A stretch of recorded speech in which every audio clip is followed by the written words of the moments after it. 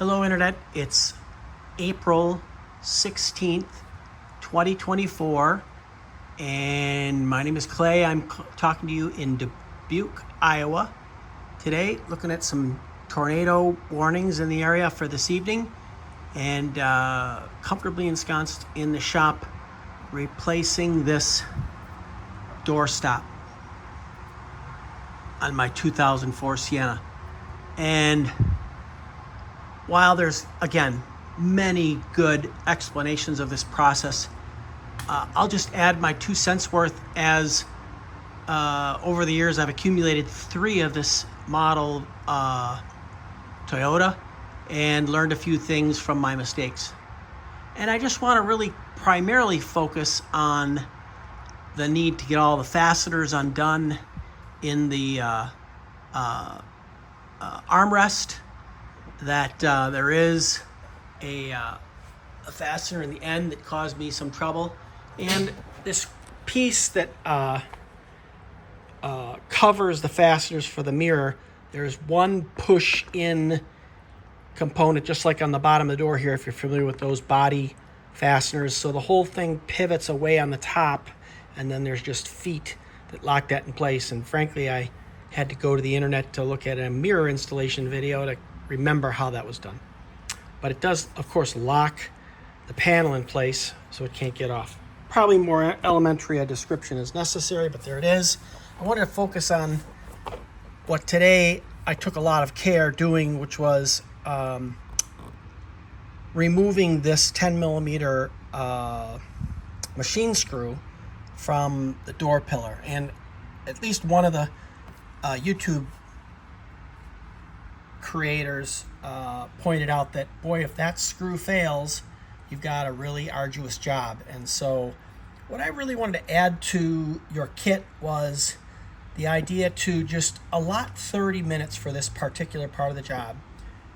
Put a soldering iron tip, a 100-watt soldering iron tip, right on this face, and come back 3-4 times with penetrating oil just to free that up.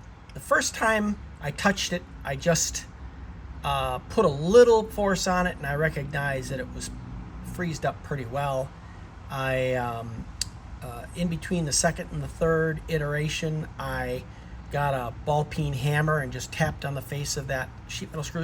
In fact, you can see the little silver dots where I melted the paint off of the screw with the, I'll kind of archived all my efforts to get heat running through that screw. But the payoff is that that piece just smoothed its way right out once the penetrating oil had made its way into the threads. So for what it's worth, heat and patience for that door pillar component. Also, that, you know, when you go in to do these repairs, you know, the best way and the only way, real intelligent way in, is by removing the speaker. Boy, my audio system is so bad, I just left that 6x9 speaker out. They're all trashed.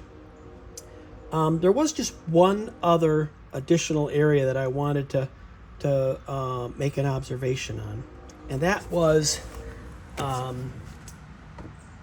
the plug that attaches the controls for the windows and locks underneath. It's a white, I forget the correct terminology for those combination clip blocks, but there's a sleeve on the back, and you could spend all day trying to push those plugs in if you don't take the collar, the sleeve that's on the back, and slide that back, making the thing effectively an extra ½ inch long.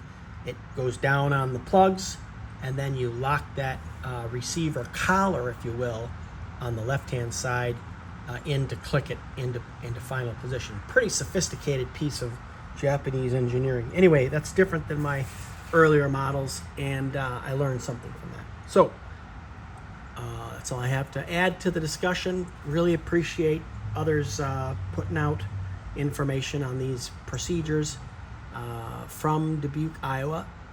Have a great 2024.